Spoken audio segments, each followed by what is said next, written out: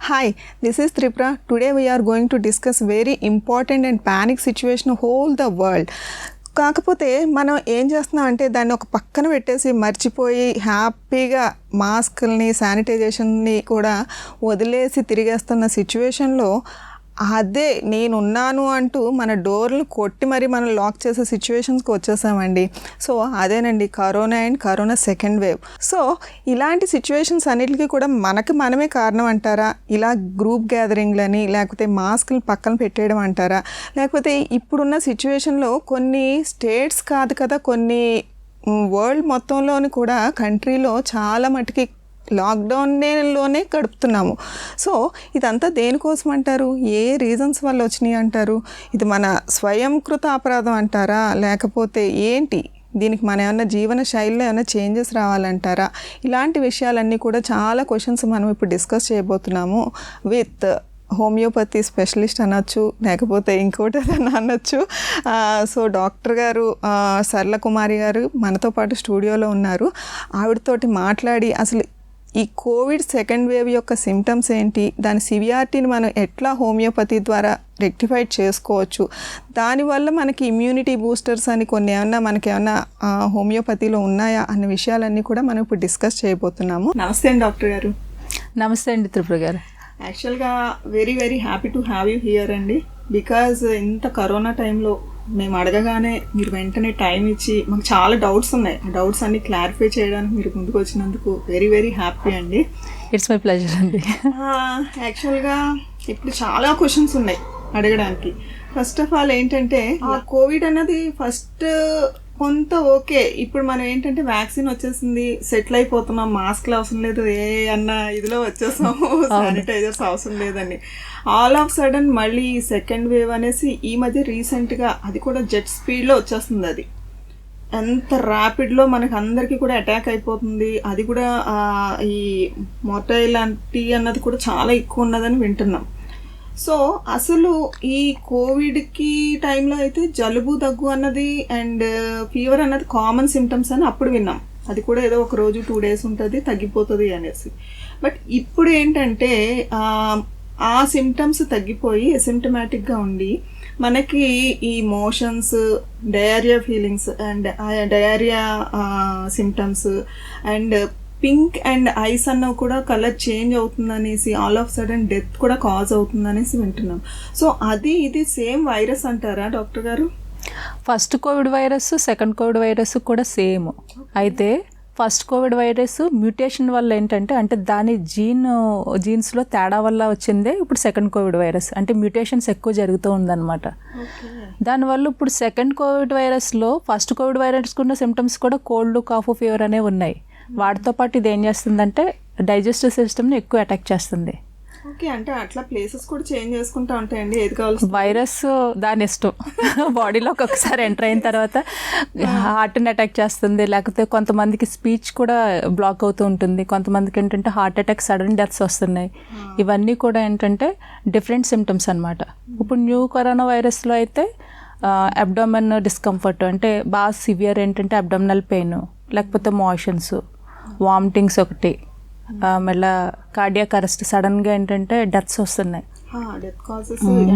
Death rate కూడా చాలా పెరిగిపోయింది. డెత్ రేట్ ఎందుకు పెరిగింది అని అంటే మన కేర్లెస్నెస్ వల్ల. ఇంకా వ్యాక్సిన్స్ వచ్చేసినాయి అని, లేకపోతే ఫస్ట్ దాన్ని మనం చాలా బాగా కంట్రోల్ చేయగలుగుతున్నామని అందరూ మాస్క్స్, సోషల్ డిస్టెన్సింగ్ ఇవన్నీ తగ్గించేశారు, మాస్క్స్ అవాయిడ్ చేశారు, శానిటైజేషన్ అవాయిడ్ చేశారు. దీనివల్ల మళ్ళీ దాని విశ్వరూపం చూపించడం మొదలెట్టేసింది.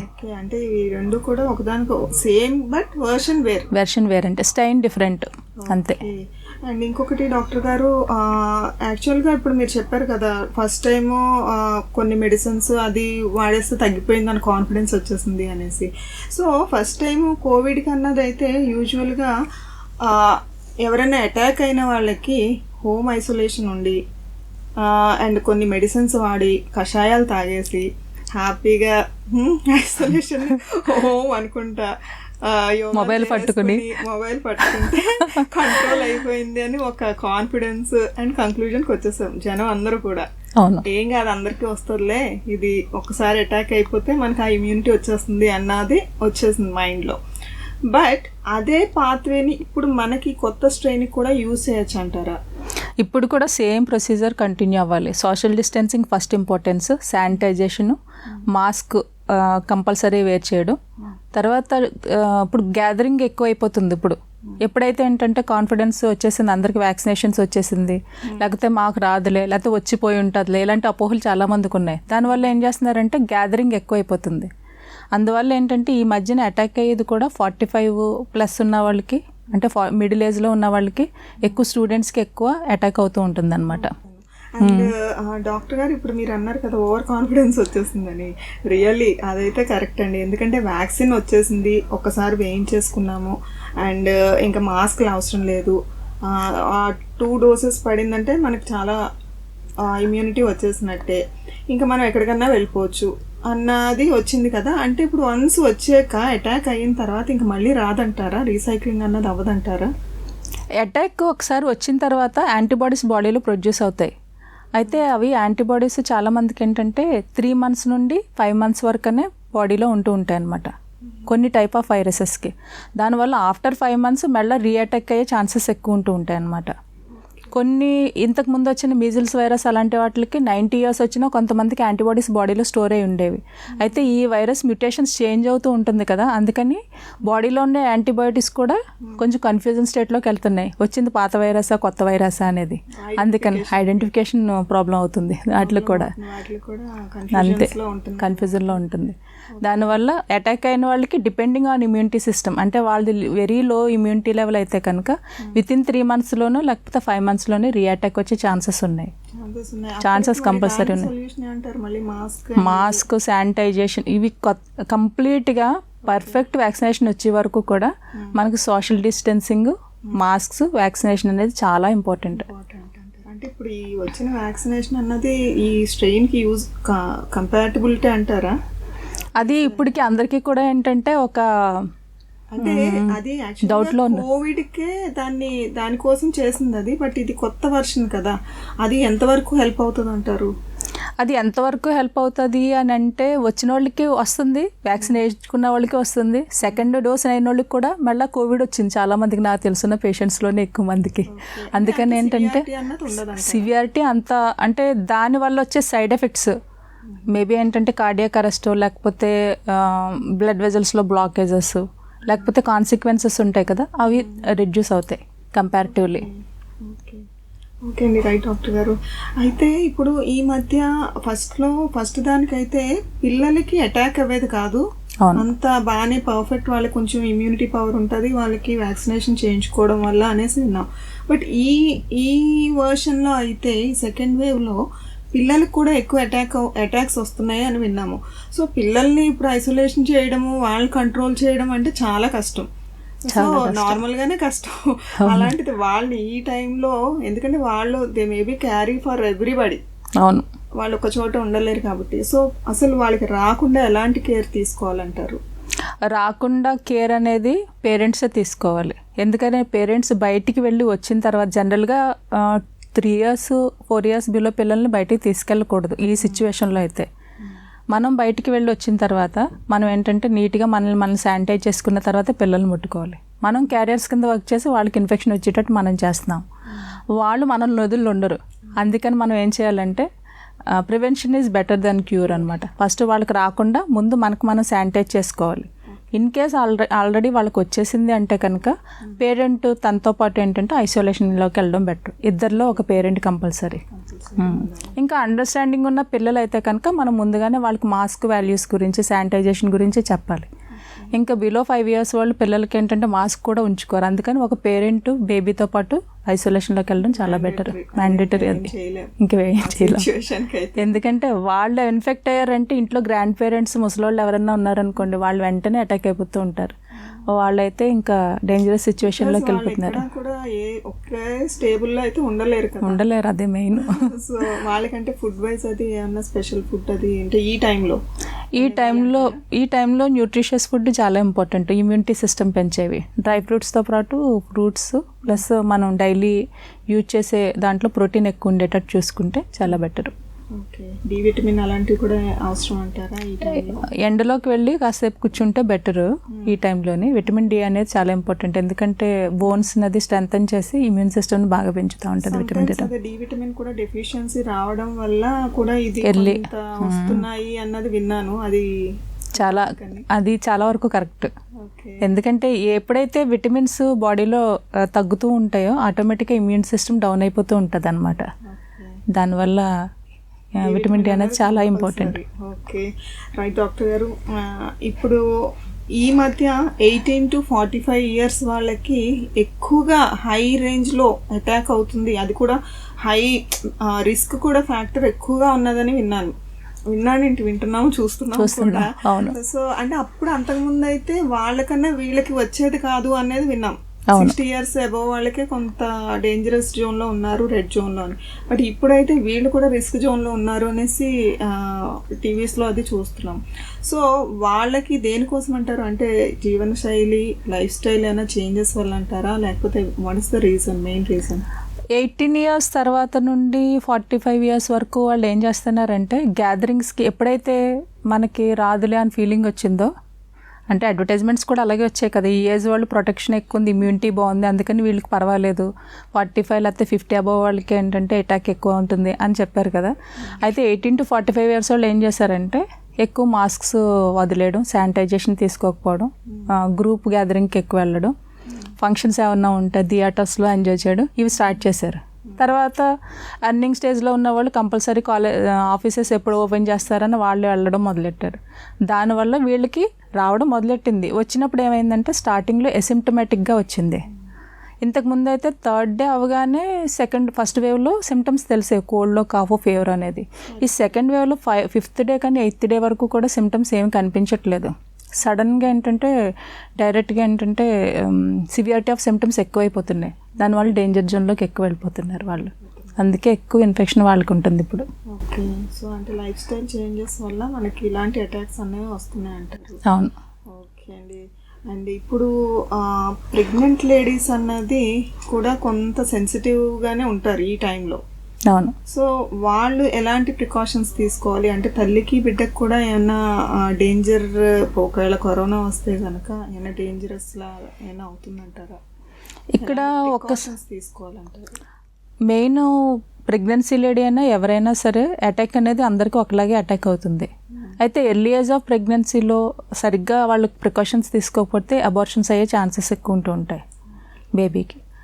ఇంకా తర్వాత స్టేజ్లో అయితే కనుక వాళ్ళు ప్రివెన్షన్ అంటే న్యూట్రిషియస్ ఫుడ్ బాగా తీసుకోవటం, శానిటైజేషన్ ప్లస్ ఇమ్యూనిటీ బూస్టప్ చేసి మెడిసిన్స్ ఎక్కువ వాడడం, అంటే మల్టీవిటమిన్ వాడడం, ఇంకా యాంటీబయాటిక్స్ ఏమైనా నెసరీ ఉంటే కనుక వాడడం, అలాంటివి తీసుకుంటూ ఉంటే కనుక వాళ్ళకి తగ్గిపోతూ ఉంటుంది.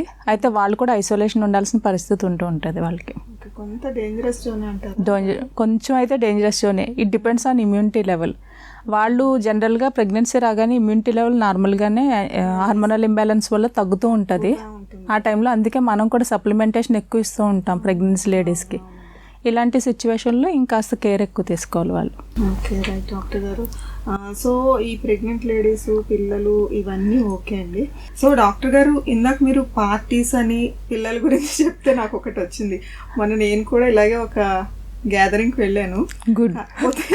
కాకపోతే ఏంటంటే నెక్స్ట్ డేనే తెలిసింది అందులో ఒకరికి వచ్చింది, మా ఫ్రెండ్కి. ఓకే. కాకపోతే నేను టచ్ చేశాను కూడా. అమ్మో. ఓకే. సో ఇంకా అప్పుడు నేను ఏం చేయాలి అని కూడా భయం వేసింది. సో ఇప్పుడు అలాంటి సిచ్యువేషన్లో మా వ్యూవర్స్ కానీ మేము కానీ ఏదన్నా ఉంటే కనుక ఎలాంటి ప్రికాషన్స్ తీసుకోవాలి? ఒకవేళ డైరెక్ట్ కాంటాక్ట్లోకి కోవిడ్ ఎఫెక్ట్ పేషెంట్ని తెలియకుండా మనం వెళ్ళుంటే కనుక 14 days ఐసోలేషన్ అనేది చేస్తే కనుక చాలా మంచిది. ఎందుకంటే ఇన్ కేస్ మనకి ఎంటర్ అయి ఉంటే కనుక అట్లీస్ట్ మన ఇంట్లో వాళ్ళని మనం ప్రొటెక్ట్ చేయొచ్చు. వాళ్ళకి అంటే క్యారియర్స్ కింద వర్క్ చేయకుండా, వాళ్ళకి స్ప్రెడ్ అవ్వకుండా మనం చూడొచ్చు. అంటే యూజువల్గా ఇప్పుడు అంటే డైరెక్ట్ ఇక్కడ టచ్ చేసినా అటాక్ అయిపోతుంది అంటారా? హ్యాండ్తో టచ్ చేస్తే అటాక్ అవ్వదు కరోనా వైరస్ వచ్చిన పేషెంట్కి. కరోనా వైరస్ వచ్చిన పేషెంట్ సెలైవాని మనం ఏమన్నా ఏదో విధంగా అంటే వాళ్ళ బాడీ మీద కూడా పడి ఉండొచ్చు, లేకపోతే తను తుమ్మినప్పుడు లేకపోతే దగ్గినప్పుడు ఎయిర్లో ఉంటే కనుక. ఎందుకంటే ఇప్పుడు ప్రస్తుతం సెకండ్ వేవ్ అంతా కూడా ఎయిర్ బర్న్ కింద మారింది. అంటే గాలి పీల్చినా లేకపోతే ఎవరైనా పక్క ఫ్లాట్లో అటాక్ అయినా సరే మన ఫ్లాట్లో ఉన్న వాళ్ళకి ఎఫెక్ట్ అయిపోతుంది ఫాస్ట్గా, అంత ఫాస్ట్గా ఉంది.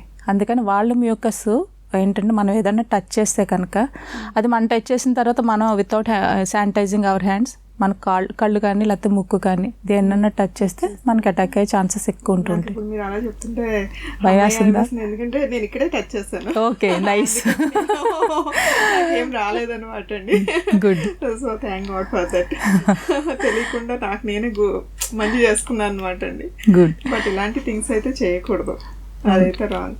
చూసారు కదండి, ఇలాంటివి ఎప్పుడు కూడా గ్రూప్ గ్యాదరింగ్ అన్నది ఎప్పుడు డేంజరే.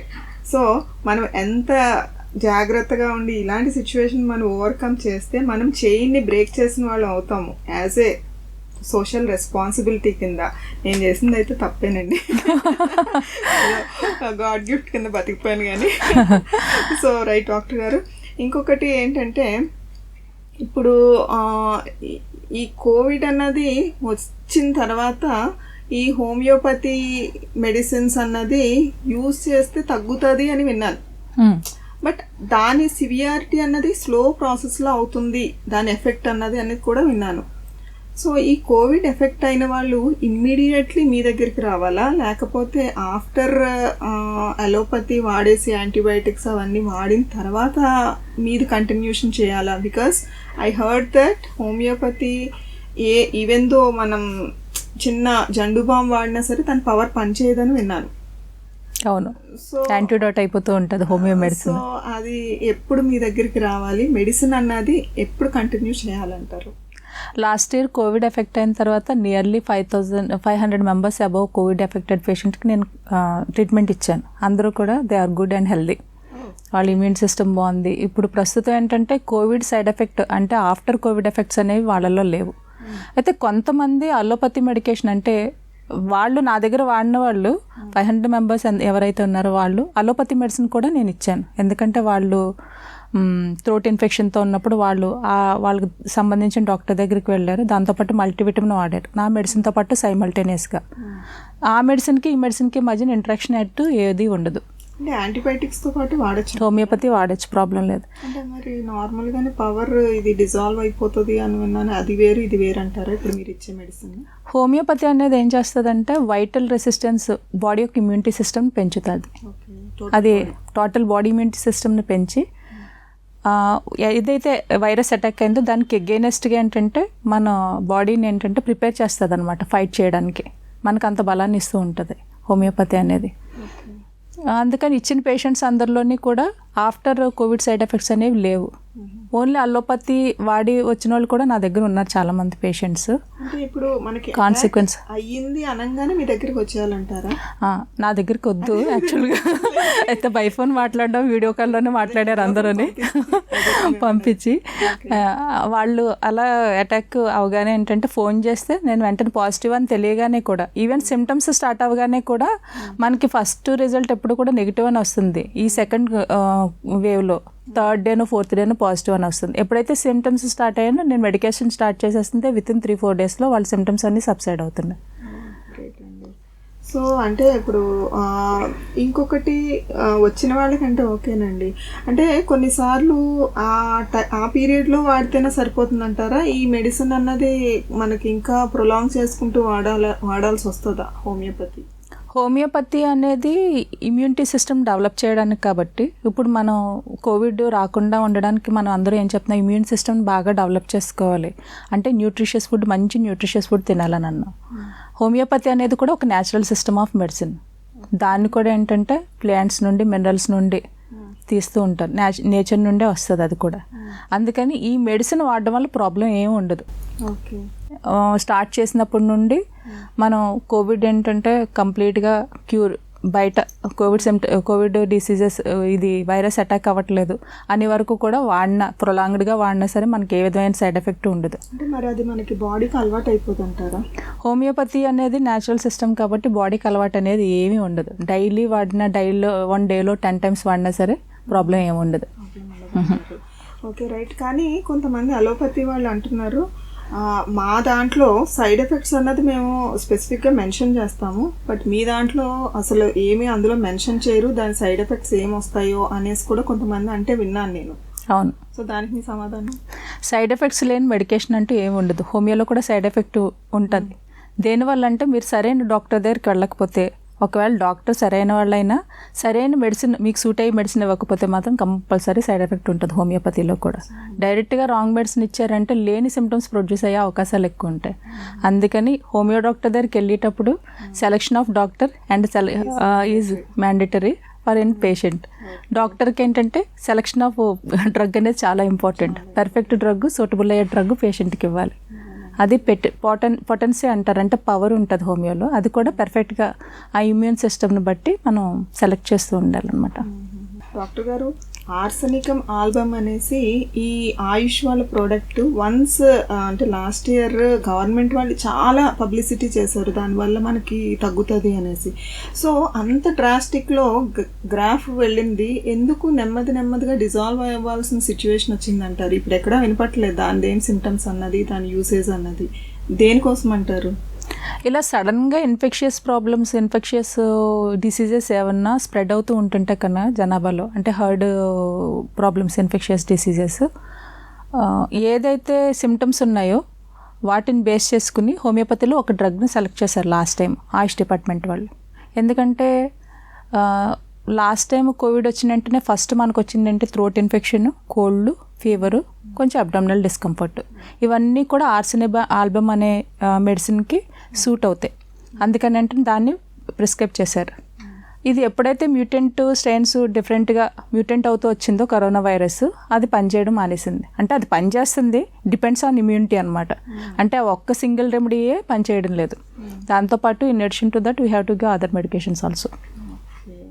రైట్ డాక్టర్ గారు, ఇప్పుడు మీరు ఇమ్యూనిటీ మొత్తం టాపిక్ అంతా ఇమ్యూనిటీ మీదే రివాల్వ్ అవుతూ ఉన్నట్టు అనిపిస్తుంది. సో వచ్చిన వాళ్ళకి ఓకే, మరి అసలు రాకుండానే ఇప్పుడు జాగ్రత్త తీసుకోవాలి అంటే దానికి ఏం చేయాలి? ఇమ్యూనిటీకి ఏమన్నా బూస్టప్ చేసేవి ఏమన్నా ఉంటాయా మాకు? ఇప్పుడు మార్కెట్లోని ఎప్పుడైతే ఇమ్యూనిటీ వాల్యూ పెరిగిందో, ఫస్ట్ ఫుడ్ డ్రై నట్స్కి మీరు చూసే ఉంటారు, నట్ షాప్ వాల్యూ బాగా పెరిగిపోయింది. వాటి కాస్ట్లు కూడా బాగా పెంచేసారు, నట్ షాప్ బాగా పెరిగాయి. దాంతోపాటు చాలామంది చవన్ బ్రష్లకి ఎక్కువ తీసుకోవడం అది పెట్టారు, అది మొదలెట్టారు. న్యూట్రిషియస్ ఫుడ్ తీసుకుంటున్నారు. దాంతోపాటు ఇమ్యూనిటీ బూస్టర్స్ ఎక్కువ వాల్యూస్ ఇవ్వడం మొదలెట్టారు. అండ్ డాక్టర్ గారు, మీరు చెప్తుంటే అన్నాను, మీరు ఏదో ఇమ్యూనిటీ బూస్టర్ అన్నది కూడా మీరు రీసెర్చ్ ఇది చేసాము అనేసి చాలా కాలేజెస్, స్కూల్స్లో కూడా డిస్ట్రిబ్యూట్ చేశారని విన్నాను. సో కొంచెం దాని గురించి కూడా మాకు ఒకసారి చెప్తే షూర్గా అండి చేస్తాము. ఇది సో ఓకేనండి. ఓకే, NH61 అనే ఇమ్యూనిటీ బూస్టర్ ఒకటి తయారు చేశాను నేను. ఆల్రెడీ ఇది ఇమ్యూనిటీ యొక్క ఇంపార్టెన్స్ హోమియోపతి వాళ్ళకి బాగా తెలుసు. అందుకని నేను 2017లోనే ఆయుష్ అప్రూవల్ త్రూ ఏంటంటే NH61 డ్రాప్స్ తయారు చేశాను. అయితే లాస్ట్ ఇయర్ ఎప్పుడైతే కోవిడ్ వచ్చిందో అప్పుడు స్టార్టింగ్ నుండి కూడా మేము వాడడం మొదలెట్టేసాం. అందుకనే మేబీ నాకు ఎఫెక్ట్ అయిపోయి ఉండొచ్చేమో, నాకు అసలు సిమ్టమ్స్ కూడా రాలేదు ఇది కంటిన్యూస్గా వాడడం వల్ల. నా పేషెంట్స్, నాకు ఎంతమంది పేషెంట్స్ ఉన్నారో అందరికీ ఫోన్ చేసి కూడా ఇమ్యూనిటీ బూస్టర్స్ గురించి నేను చెప్పాను. అందరూ తీసుకున్నారు, అందరూ they are happy and healthy. ఎందుకని ఏంటంటే ఈ ఇమ్యూనిటీ బూస్టర్ వాడితే రాకుండా ఉన్న వాళ్ళకి కొంచెం prevention is better than cure, కాబట్టి మన ఇమ్యూనిటీ లెవెల్ బాగా పెరిగి మనం సేవ్ అయ్యే అవకాశాలు ఎక్కువ ఉంటాయి. ఇందులో మీరు ఇమ్యూనిటీ బూస్టర్ అంటున్నారు, ఇందులో ఇంగ్రీడియంట్స్ 8 ఎన్నో కనిపిస్తున్నాయి కదండి. సో మీరు ఇందులో ఏమేమి అంటే ఎన్ని టైప్స్ ఆఫ్ మిక్సింగ్ ఉన్నాయంటారు? ఇందులో 7 వెరైటీస్ ఆఫ్ మెడిసిన్స్ ఉన్నాయి. అన్నీ కూడా హోమియో మెడిసిన్సే. అన్నీ కూడా plant extracts, herbal extracts and from soil అంతే, మినరల్స్. ఇప్పుడు యూజువల్గా మెడిసిన్ అన్నది మనం రెగ్యులర్గా ఇస్తున్నాం అంటే అది హ్యాబిట్ అయిపోయి అవసరమైనప్పుడు పనిచేయదు అంటారు. అవును. సో మీరు ఈ ఇమ్యూనిటీ బూస్టర్లో ఆల్రెడీ ఏవో సంథింగ్ మెడిసిన్సే యూజ్ చేసామంటున్నారు. సో ఇది ఇమ్యూనిటీ బూస్ట్ చేయడానికి, లేకపోతే ఎంత డౌట్ వచ్చింది మీకు అసలు? చాలా డౌట్స్ వస్తాయండి నాకు, ఎందుకంటే చాలా క్వశ్చన్స్ కావాలి, క్లారిఫికేషన్స్ కావాలి మెయిన్. ఇక్కడ హోమియోపతి అనేది కంప్లీట్గా న్యాచురల్ సిస్టమ్ ఆఫ్ మెడిసిన్ అని మీకు అదివరకు చెప్పాను కదా. ఇది ఎక్స్ట్రాక్ట్స్ ఫ్రమ్ హర్బ్స్. ఇప్పుడు జనరల్గా మనం ఆకుకూరలు, కూరగాయలు, లేకపోతే ఏంటంటే ఫ్రూట్స్ తింటాం. అవి కూడా హర్బ్స్ నుండి మనం తీసుకున్నవే. అవి డైలీ తింటున్నామని ఎడిక్ట్ కాదు. అక్కడ ఏంటంటే అపెటైట్, మనకేంటంటే ఆకలి తగ్గాలి, దాని గురించి. ఇక్కడ ఇమ్యూనిటీ బూస్ట్ అనేది ఏంటంటే ఇది హోమియోపతి ఎప్పుడు కూడా త్రూ నర్వస్ సిస్టమ్ యాక్ట్ చేస్తుంది. వైరస్ ఫస్ట్ అటాక్ చేసేది ఒక బాడీలో నర్వస్ సిస్టమ్ని అటాక్ చేసి బాడీని వీక్ చేసేస్తుంది, ఇమ్యూనిటీ సిస్టమ్ డౌన్ చేసి. హోమియోపతి మెడిసిన్ ఇమ్యూనోబూస్ట్ ఎప్పుడు తీసుకున్నామో నర్వస్ సిస్టమ్ స్ట్రెంథన్ చేస్తుంది. ఆటోమేటిక్గా మనిషికి ఏంటంటే దాన్ని వైరస్ని ఎగెనెస్ట్గా ఫైట్ చేసే శక్తిని బాడీకి ఇస్తుంది. ఇది అలవాటేం లేదు, మీరు మానేశారనుకోండి ఈరోజు మేబీ ఏంటంటే వాడిన రెసిస్టెన్స్ ఏంటంటే కొన్ని సంవత్సరాల తర్వాత లేకపోతే ఎన్ని రోజుల తర్వాత తగ్గచ్చు. అంటే డిపెండింగ్ ఆన్ మీరు సరిగ్గా న్యూట్రిషన్ ఫుడ్ తీసుకోకపోతే. ఇది వాడినంతసేపు అయితే మీరు ప్రొటెక్షన్ ఎక్కితే ఎక్కువగా ఉంటుంది.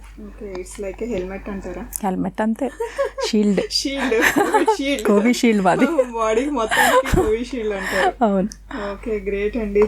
సో చూస్తున్నారు కదండి, ఇమ్యూనిటీ బూస్టర్ అన్నది చాలా యూస్ఫుల్ అని చెప్తున్నారు డాక్టర్ గారు.